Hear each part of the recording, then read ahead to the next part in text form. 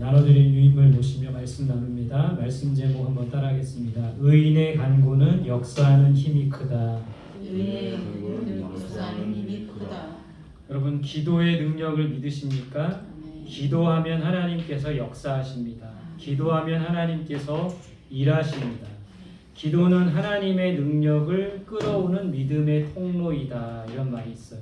그러니까 우리가 기도할 때 하나님의 능력이 우리 삶 속에 나타난다라는 것이죠. 무릎 꿇는 기도가 세상을 움직이는 힘이 됩니다, 이런 말도 있어요. 우리가 하나님 앞에 무릎 꿇어 간구할 때 세상을 하나님께서 움직이시고 이 세상을 다스려 주신다라는 것을 우리가 보게 된다라는 것이죠. 우리가 일하면 우리가 일할 뿐이지만 우리가 기도하면 하나님께서 일하신다라고 했어요. 그래서 우리는 우리가 일하는 우리의 능력을 나타내고 우리가 일하기보다는 하나님이 일하시도록 더욱더 간구해야 된다라는 거예요. 오늘 근데 말씀 제목처럼 의인의 간구는 역사하는 힘이 크다라고 했어요. 아무나의 간구와 기도가 역사하는 힘이 큰 것이 아니라 말씀 제목처럼 의인의 간구가 역사하는 힘이 크다라는 겁니다. 그렇다면 우리는 어떤 사람이 되어야 될까요? 의인이 되어야 되지 않겠습니까? 우리는 먼저 의인이 되어야 합니다. 그렇다면 의인은 뭘까요? 의인은 사전적인 의미에서 하나님 앞에서 바르게 살아가며 하나님을 믿고 따르는 사람을 의인이라고 합니다. 근데 여러분, 의인은 우리 스스로가 의로워지는 것이 아니라 오직 누구를 통해 의롭게 되는 겁니까? 예수 그리스도를 통해 의롭게 된다라는 것을 믿고 우리가 예수 그리스도를 통해서 의롭게 되며 하나님 앞에서 바르게 살아가고 하나님만 믿고 따라가는 그런 의인이 될 수 있기를 바랍니다. 그런 의인의 간구는 역사하는 힘이 크다라는 거예요. 먼저 우리가 의인 되기에 힘쓰는 우리들이 될 수 있기를 바랍니다. 오늘 본문 13절 14절 오늘 본문에서는 정말 이 기도의 중요성에 대해서 거듭 이야기하고 있어요. 13절 14절 우리 같이 봅시다. 시작. 너희 중에 고난당하는 자가 있느냐? 그는 기도할 것이요 즐거워하는 자가 있느냐? 그는 찬송할지니라.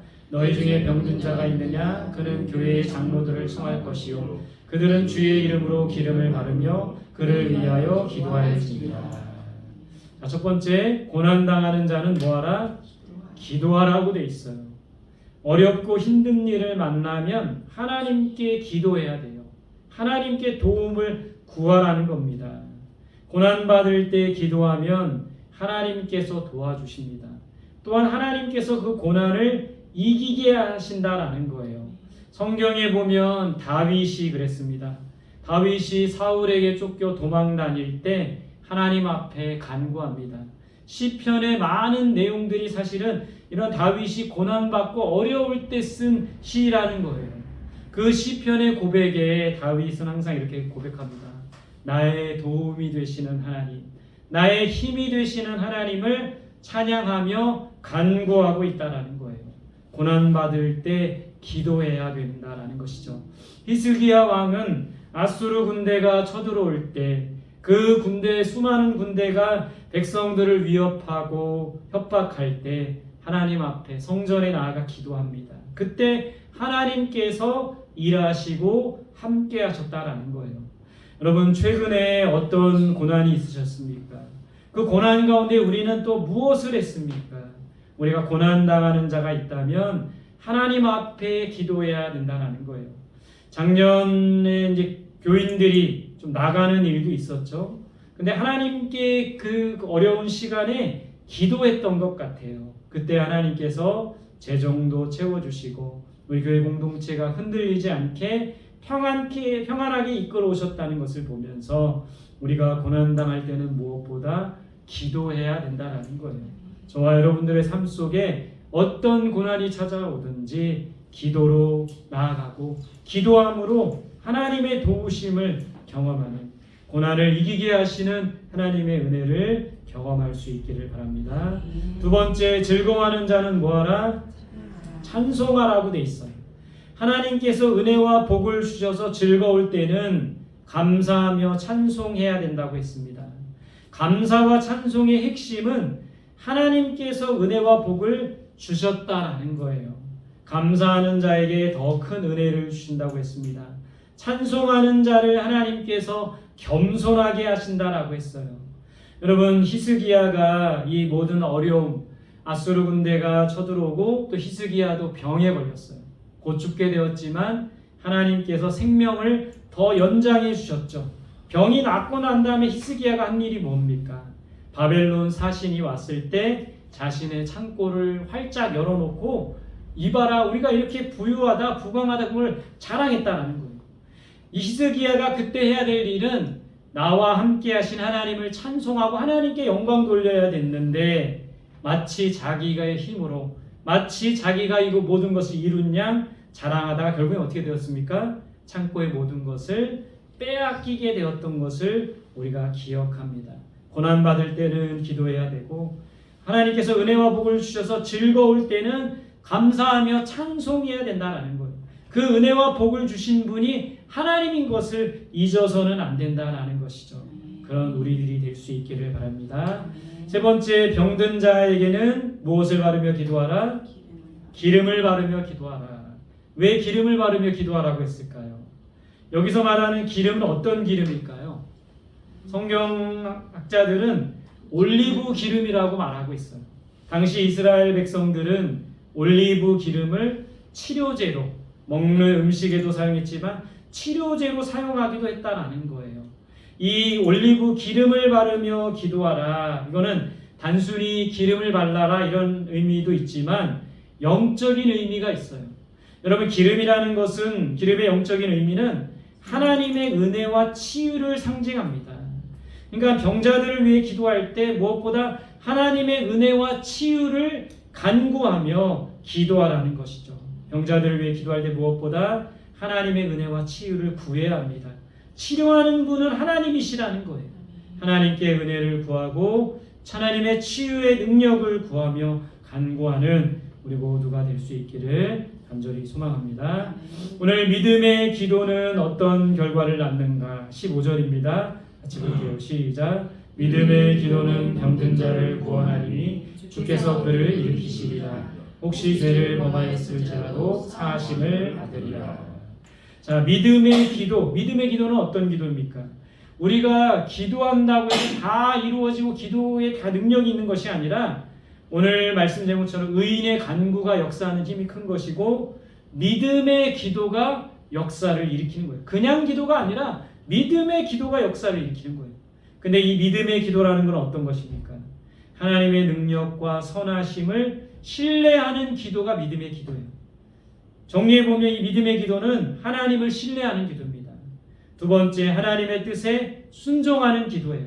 세 번째, 이 믿음을 가지고 끈질기게 포기하지 않고 하는 기도가 믿음의 기도라는 거예요.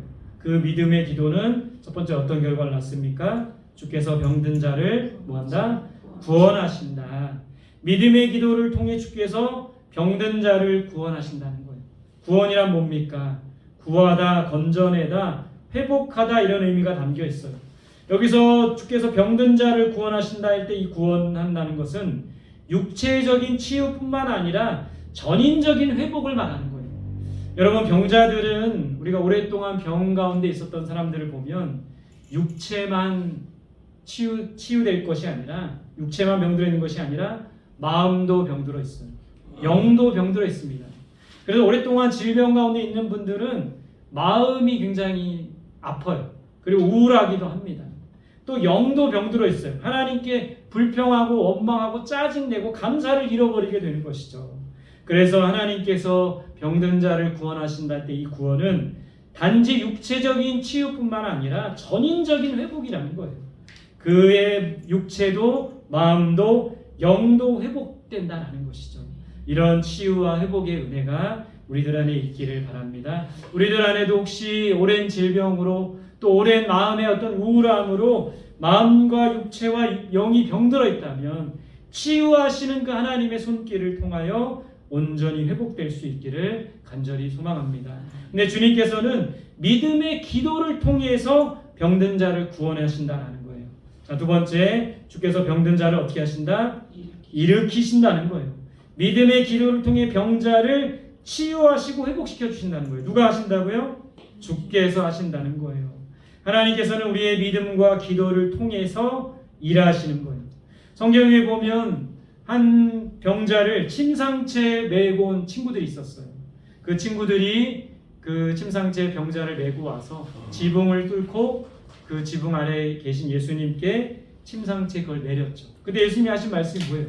저들의 믿음을 보고 그 친구의 병을 고쳐주셨다고 했어요. 바로 이것이 믿음의 기도의 모습이라는 거예요.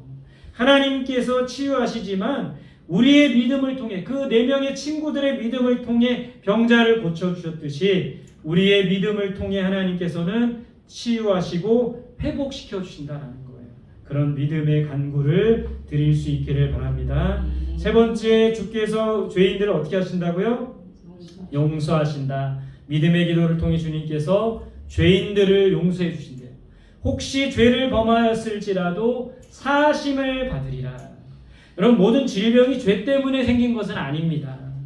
그러나 병자들이 하나님 앞에 자신을 돌아보고 회개하며 회복되라는 말씀이 오늘 말씀이라는 거예요. 병자는 아까 말씀드렸죠?